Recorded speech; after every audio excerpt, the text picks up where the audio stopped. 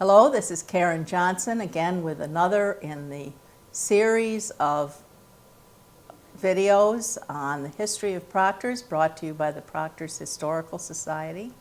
For the record, the date today is November 13th, 2015, and we have as our guest Marc Renson, entrepreneur, chef, co-owner, author, of all involved with ambition as well as many other things, but we're really here to talk about ambition today.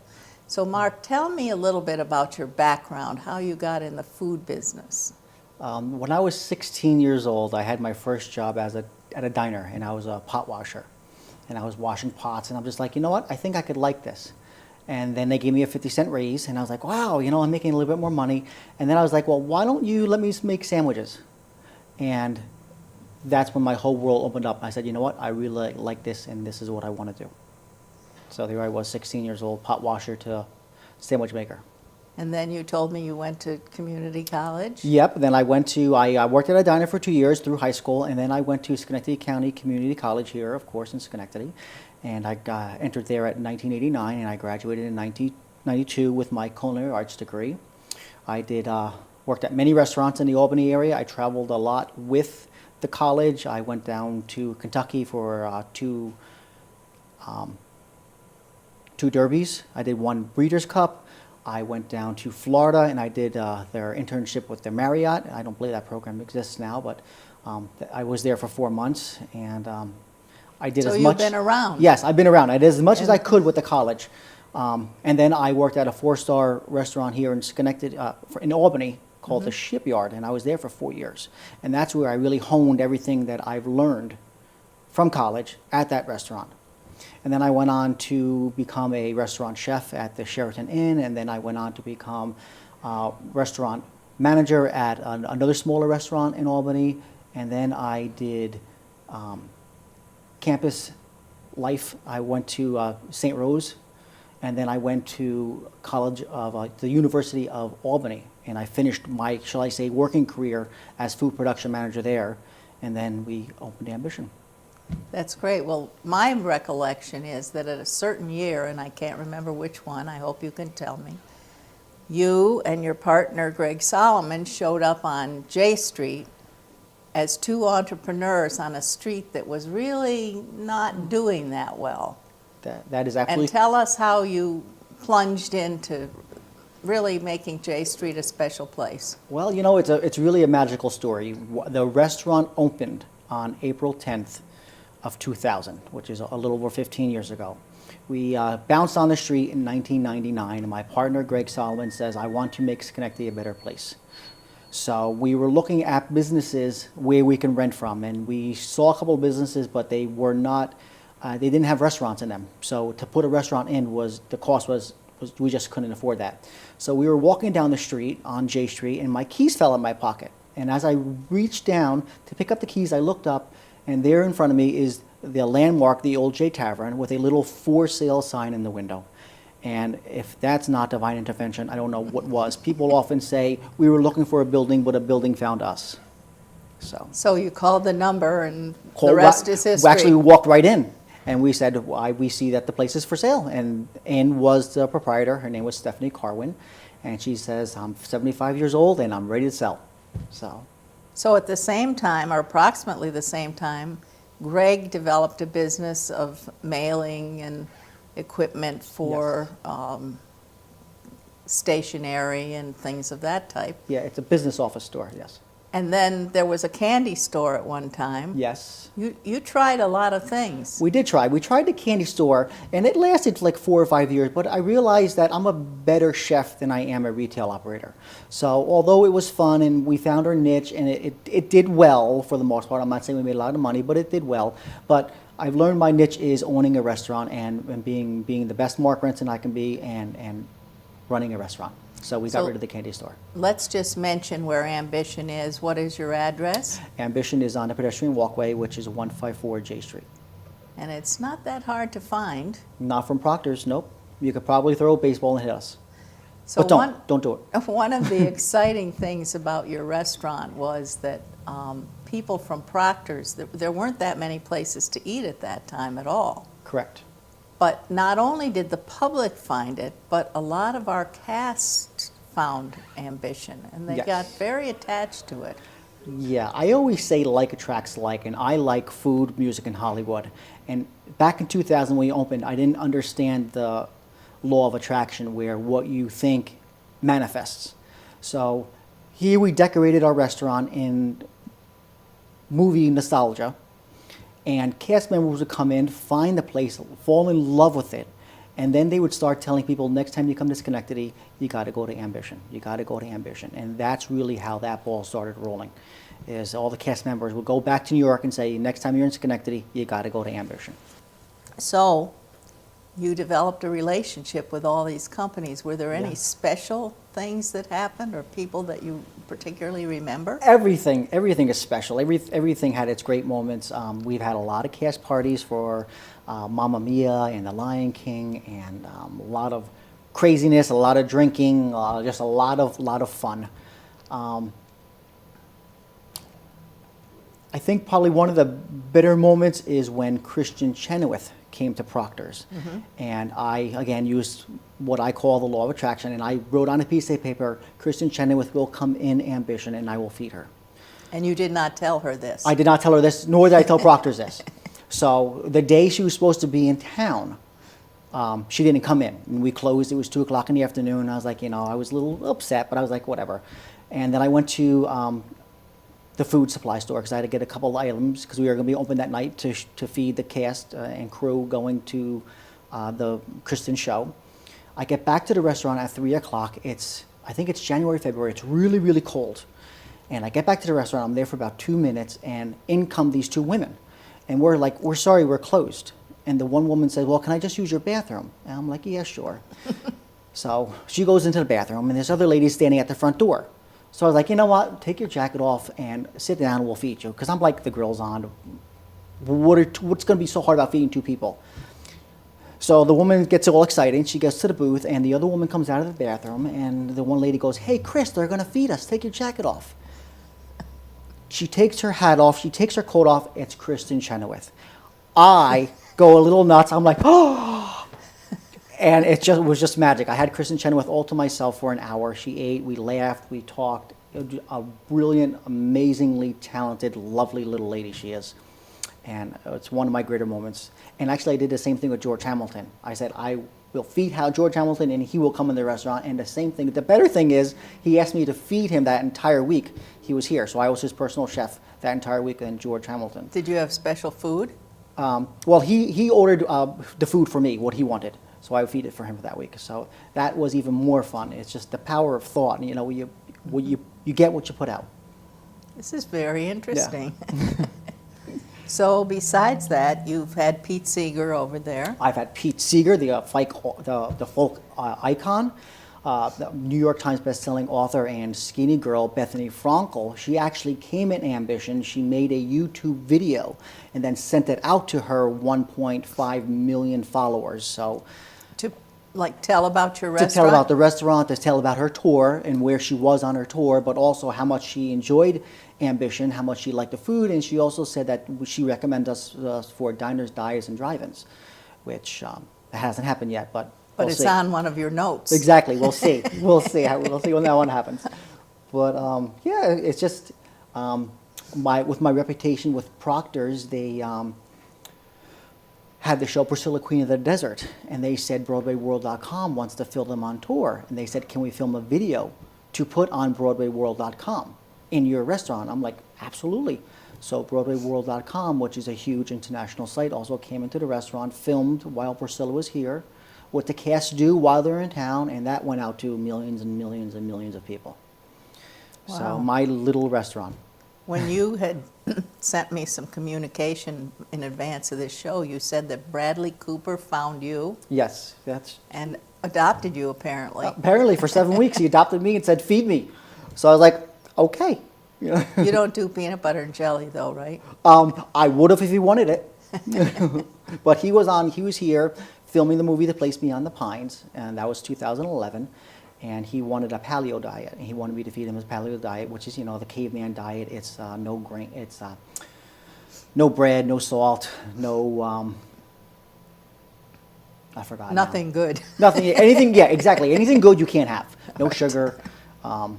It's all really just raw meats and greens. So did you have an opportunity to spend time talking with him? I spent a couple of times with him, but he spent probably about 2 hours in the restaurant when he first came walking in, and we all thought he was a salesman when he first came walking in, because we're like, who's this guy? He's shaking everybody's hand, like, what's going on? And we're like, okay, well, who's this guy? Then he comes up to us and says, hi, I'm Bradley Cooper. And you're like, hi, I'm Marc Renson. Then you put it together that this is really actually Bradley Cooper. So then it's just, went to, again, another magic moment. Here's Bradley Cooper shaking everybody's hand in Ambition, and it's just another iconic moment in memory of Ambition's history. That is great. How about Miss America? Miss America, okay. She was a lot of fun also. She was here with the tour Mamma Mia, not Mamma Mia, Cabaret. This was back in 2000 when we had first opened up. This was October of 2000. And she was actually leaving the production, and her name was Kate Schindel. She was 1998 Miss America, and she wanted me to make her a cake, which I did, and they had a cast party at the restaurant one night, and she brought her crown with her, and she put her crown on my head, and I took a picture with Miss America with her crown. So how many people do you know that wore Miss America's crown? I did. Something to remember, But it for is something to sure. remember. So how do you, when the cake boss came to town, how did you talk food with him? I didn't really talk. You know what? I'll be honest. I usually don't interact with the celebrities that much. I really want to give them their space. What I normally do is I tell the wait staff, "Will you sign an autograph and take a picture with the owner?" And if they accept, then I talk a little bit with them. But I know they're just people. They've got busy schedules, and just because they're well known doesn't mean they're any less of a person than you and I are. And they want their freedom as much as everybody else. So I really don't try to bother them as much as possible. But I was expecting a little bit more energy out of him, but he was a very, very nice, calm man, and I was expecting like a little more Jersey attitude out of him, and I think I there's was pleasantly surprised. There's often a big difference in the stage presence Yes. and the person And the real as a person. person. Yes, yeah. So and- you're getting the persons as a person. Yes, yeah, which and is- that's what Ambition also does. Ambition also makes everybody equal. Where it doesn't matter if you're Christian Chenoweth or if you're Marc Renson down here. We're all here, and that's the best thing about Ambition is nobody really gets treated differently. So how does it work with Proctors? If they want to have a party or something at a certain time when you're not normally open, how do we? A lot of times the cast come in town and we notice them right away because we know what cast members look like. They're physically fit. They're a little more attractive. So we just go up to them and say, "Hi, you must be with the show." And we say, "If you're interested, we'll open up for you guys after the show." And It's just for them, it's just more for or them. less, and their guests. It is just for them and their guests and the cast and crews. And if they say yes, which most of the time they do, then we open up after their show. Their show usually gets out at around 11 o'clock. They all load in about 11:30, and they stay till whenever they stay. Sometimes it's 6 o'clock in the morning. Sometimes it's 2 o'clock in the morning.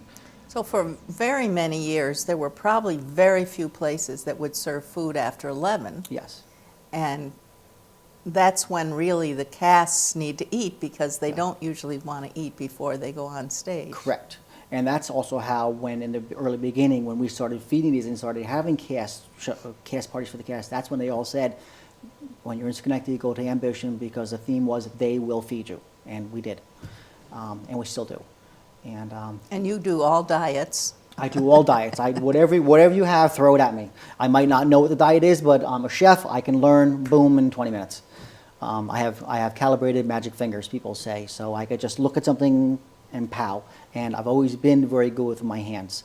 And like I said, that's how I got through college. So I didn't read much, but everything I did was with my hands. Now, you probably have one of the smallest kitchens of any restaurant I've ever seen in my Probably, life. at least in Schenectady, probably, yes. Yes.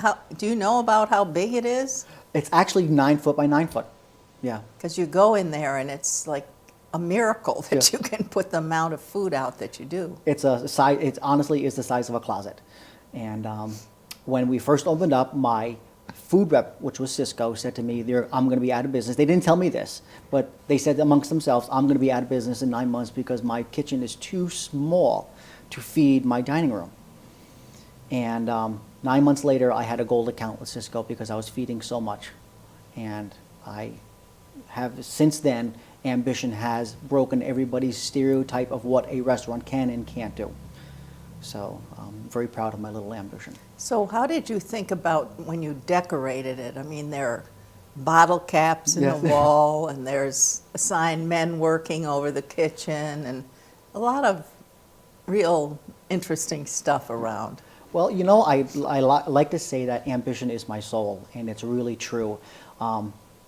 Everything I like, I put in the restaurant. So I always tell people, if you want to know who I really am, look around the restaurant, and this is me. I love food, music, and Hollywood, and that comes through in every corner in the restaurant. So the Gazette actually wrote us a review back in 2014, and it started, I'll try to define ambition, but I can't. And I almost started to cry when I read that, because how do you describe what a soul is? How do you describe a soul? And that's what ambition is. Ambition is my soul. And we're not just a restaurant. We're not just a bar. We're not just art studio. We're living. Ambition's a living being. When I go in, I notice you have a certain type of waiter and waitress, server, I guess is the correct way of handling that today. Yeah. And they're all extremely friendly and extremely nice and talk to you. What's your secret there for getting that personality that's... I think my secret there is, when I used to work for other people, I did not like wearing uniforms. So I allow my staff to wear what they want to wear, as long as they know it's going to get dirty and it's your responsibility to clean it. So I allow my employees to let their personalities come through. I don't shove them in a little uniform and say, this is who you have to be. They get to come to work and be who they are, and that keeps them happy. That simple little thing. Now granted, do we look professional? Probably not. But that's you who look ambition relaxed. is. I Exactly. think when you go in there, there's a nice feeling Yeah. of, this is a comfortable place. Yes. Ambition is a sandwich shop. No bones about it. That's what it is. That's what we do. I'm not going to pretend that I'm fine dining. I'm not going to pretend anything that I'm not. Even though you could do that. Even though I can do it, and I've been trained to do it, and I've done it, and I know escargot, I know frog's legs, I know how to do it all. Do I choose to do it? No. Plus, I'm also allergic to seafood. So if you look at my menu, there's very little seafood on it, and because I'm the chef of the restaurant, I just can't work with it. So I have crab cakes on the menu, and I have lox on the menu, and that's it. Speaking of the crab cakes, I noticed that you've named them Krabby Marc. Yes. Is there some reason for that? Maybe. I have never been a morning person, and even after 15 years of owning Ambition, I still cannot say I enjoy getting up and going to work at 7 o'clock in the morning to have the place open for 8.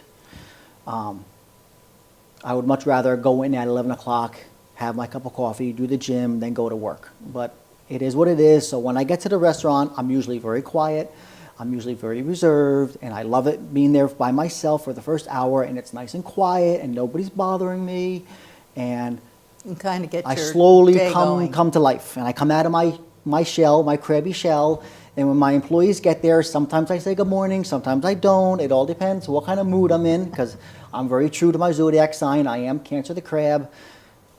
I can be very pleasant, or I can be very quiet. I'm never nasty, but I'm either pleasant or quiet.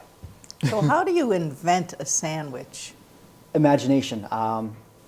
It just, either I might go to a restaurant and have an entree and say, how do I make this into a sandwich? Or I'll just be sitting someplace thinking, that sounds tasty, that sounds tasty, that sounds tasty, and how do I put all that together? So it's just imagination, really, is how it all comes together. So sometimes you have specials and you just try out things when you do that? Absolutely. And most of the time, I don't even try the food before I put it out there as a special. Because in my mind, I already know what it's going to taste like. I've got the calibrated fingers. I know it's going to be good. I don't need to try it. And of course, people love it. So on a busy day, about how many sandwiches do you think you could put out or do?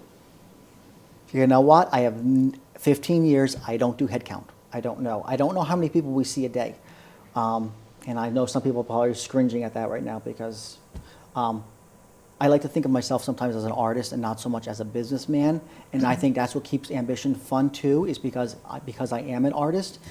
I let somebody else take care of the business end, which is my manager and Greg, my business partner. They take care of the business. I have fun. I create things. And however the business runs, the business runs. And they probably don't care because those are their strengths. Exactly. Those are their strengths. This is my strength. And my strength is being Marc Renson. And I enjoy being Marc Renson. That's good. Well, in enjoying being Marc Renson, you've also written a book I have. about Yeah. this experience. Mr. Dyslexic wrote a book, believe it or not. Yes. Impressive. It is very impressive. You know So what? tell us about the book. Okay, the book. Let's see. We opened in 2000. By 2002, I had had enough. I had had enough with, of course, we know Schenectady was a little bit shady back in 2000, and there was a lot of vagrants going on. And in the mornings before all the, like the Bethesda house, before that opened up, these are the halfway houses, shall I say, for the homeless and for the needy. They would come into the restaurant and they would, shall I say, destroy my bathrooms. They would just do things in the restaurant that you just didn't see. And after 2 years of this, I finally said, I've had enough. I've had enough of dirty bathrooms. I've had enough of spitting, screaming, fighting. I've had enough of being asked, is the coffee fresh? Because they would come in and say, is the coffee fresh? No, I'm a coffee house. I have stale coffee. It's been there for 3 days. So I took all that insanity and I started writing it down on notes and sugar packets and anything I get my hands on that I could write, I started doing this. And by 2005, I said, Marc, if you're going to really write a book, if you're going to do this, start doing it now. So from 2005 to 2008, I wrote the book. And then in 2008, I started sending out to publishers, and nobody wanted to pick it up because they didn't think it was sellable. So 2009, I self-published Is the Coffee Fresh? And I released it here to Schenectady, and I sold 700 copies of it. I then took that 700 copies to a publisher and said, this is a sellable book, and I was picked up. And The that's rest is history. the rest is history. And here is right here my little baby. And this is also the second edition because when I fed Bradley Cooper in 2011, this book got published nationally. And then they re-released it in 2013 when the movie was released, and they put this little star on the front saying that I was a chef to Bradley Cooper and to the movie crew, which is true because I fed almost all of the movie crew. Behind the scenes, we went to. So this has been a pretty good adventure for you. That's. Is there another book in? Well, there is another book, but it's not about the restaurant. It's a man who falls on hard times, and his name is Michael Monroe, and he meets his guardian angel, and his guardian angel is Whitney Houston, and the book is called How Will I Know? And it is phenomenal. I love writing it. I'm 70 pages into it right now. So we have to wait and you find out how got to that probably comes wait out. another year. It probably won't have such a long gestation period as the other book. Probably not, no, because at least I have this now experience behind me. I know how to write a book. I know how to publish a book, not that I want to do it again. And I now know how to find a publisher, and I know how to write a query letter. You know, this first book, I had to learn all that. I had a lot of help. I had a lot of information from people, but I ultimately had to do it all myself. So I learned a lot. That's good. No, absolutely. So you have a plaque on the floor, I do. noticed. So I have. Tell me about that. I have a plaque on the floor from Proctors. I was awarded this in 2013 because I am a supporter of the arts.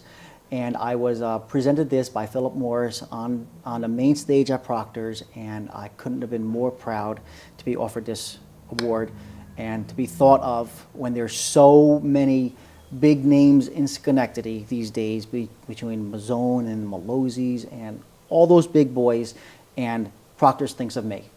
And I'm just so honored to be thought of. So that's one of my little precious moments. Now, you come to a lot of shows at Proctors as well. I do. Of course, I do support the arts. Yes.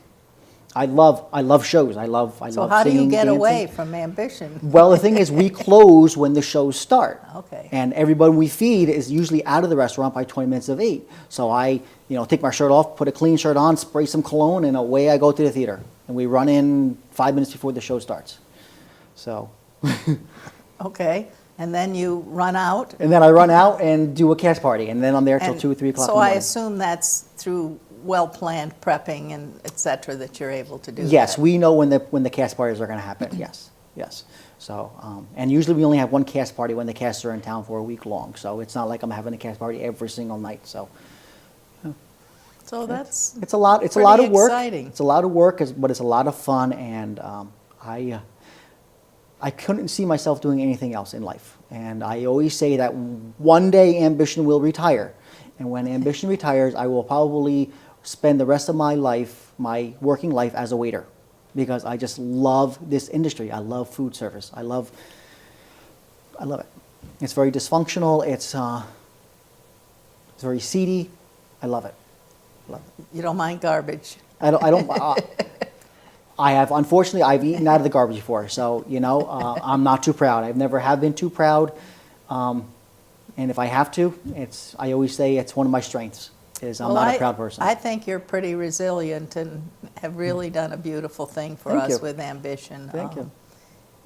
I happened to be in there on Veterans Day when most of the people weren't working downtown, and you had a really good clientele that day. So people were coming in on their day off. Yes. And coming in and having lunch in J Street, and that's an incredible turnaround on downtown Schenectady. That is.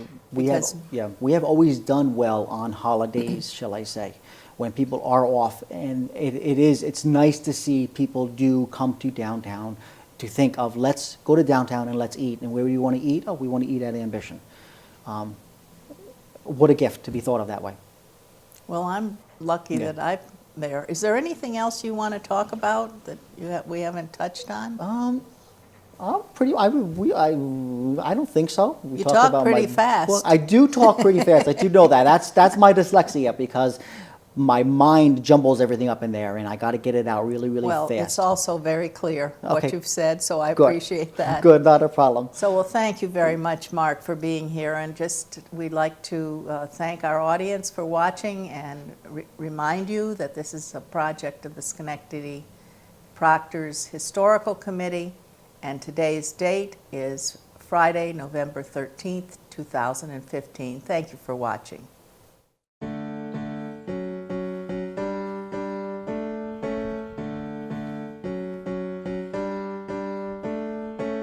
Coffee corner, cappuccino, soda juices, glass of pino, soup, salads, crabs, and marks.